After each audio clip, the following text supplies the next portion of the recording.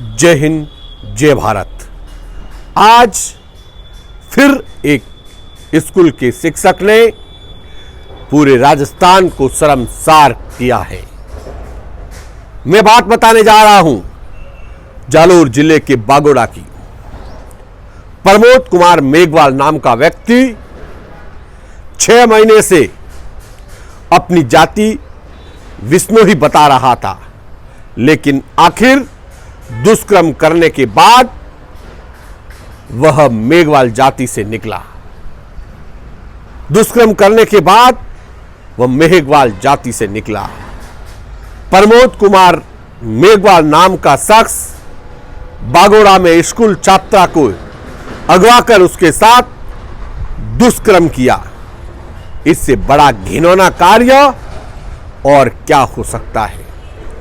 कैसे हम ऐसे लोगों पर भरोसा कर सकते हैं जो अपनी जाति को छुपा करके अपने आप को विष्णोई समाज से बता रहा था। ऐसे लोग, कलंकित लोग, विष्णोई समाज को भी बदनाम करने का प्रयास कर रहे थे। आखिर में जब दुष्कर्म के बाद जब इसका खुलासा हुआ तो यह निकला मेघवाल समाज से। पहले 6 माह से यह आरोपी अपने आप को विष्णोई बता रहा था। ऐसे लोगों के खिलाफ अब केवल कार्रवाई से काम नहीं चलेगा। जो नाबालिग बच्ची के साथ दुष्कर्म करने वाला आरोपी को फांसी की सजा होनी चाहिए। आखिर जालोर के अंदर ऐसी घटनाएं निरंतर क्यों हो रही है? आखिर प्रशासन इस विषय पर अलर्ट क्यों नहीं है? यह बहुत बड़ा सवाल बनता है।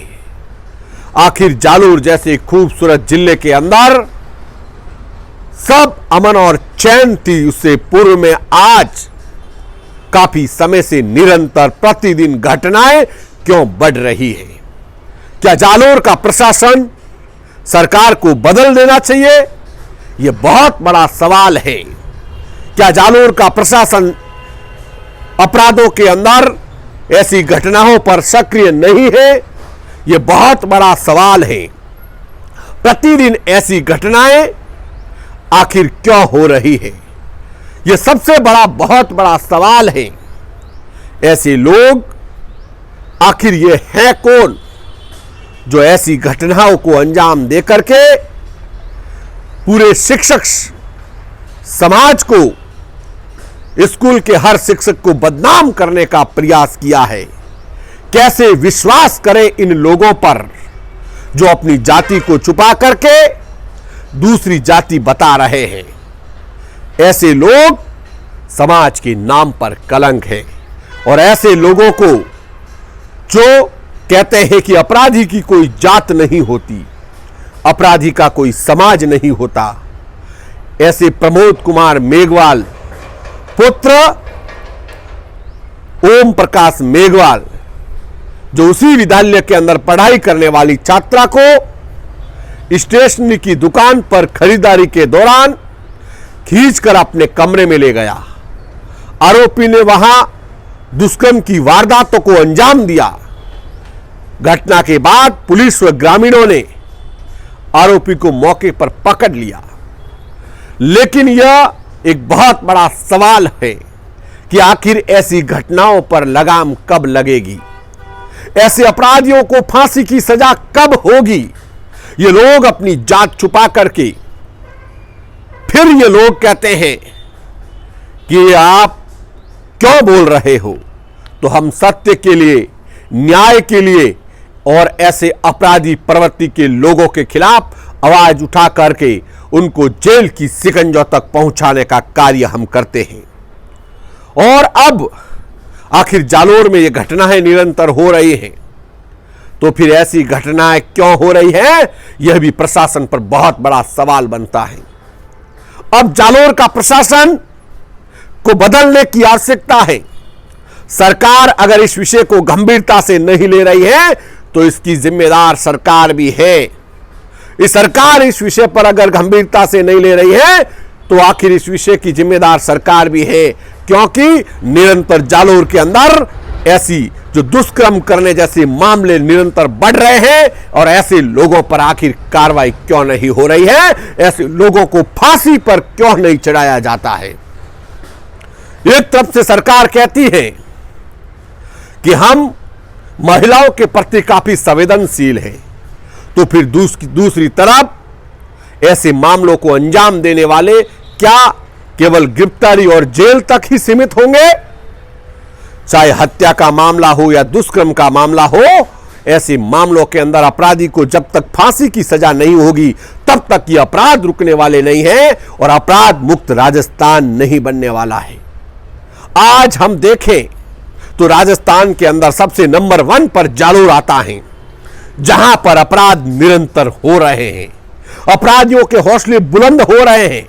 जब हौसले बुलंद हो रहे हैं, अगर कानून कड़ी से कड़ी कार्रवाई करके ऐसे लोगों पर लगाम लगाता तो शायद ऐसे लोगों के हौसले बुलंद नहीं होते और ऐसी घटनाओं को अंजाम नहीं दिया जाता। यह बहुत बड़ा दुर्भाग्य है। पूरे हर 36 राज्यों के अंदर राजस्थान नंबर 1 है और राजस्थान के अंदर जालोर नंबर 1 है, जिसके अंदर अपराधों की संख्या अनगिनत है, जिसकी कोई कल्पना नहीं कर सकती। इसीलिए सरकार को इस विषय पर सोचना होगा। माननीय मुख्यमंत्री जी, इस विषय को आप संज्ञान में लीजिएगा। राजस्थान के मुख्यमंत्री जी, इस विषय को आप गंभीरता से लीजिएगा कि आखिर जालोर के अंदर ऐसी घटनाएं निरंतर हो रही हैं और ऐसे अपराधियों को फांसी की सजा का प्रावधान जब तक आप नहीं करेंगे, आपका कानून जब तक अपराधियों के अंदर भय पैदा नहीं करेगा, तब तक ऐसी घटनाओं को अंजाम देने वाले प्रमोद कुमार मेघवाल जैसे व्यक्ति ये समाज के अंदर समाज को कलंकित करते रहेंगे और पनपते रहेंगे। ऐसी घटिया मानसिकता वाले लोगों के खिलाफ आम जन खड़ा हो चुका है। आज जालोर के अंदर बहन बेटी सुरक्षित नहीं है, एक स्थान से दूसरे स्थान तक जाना मुश्किल हो चुका है। आखिर यह कब तक चलता रहेगा?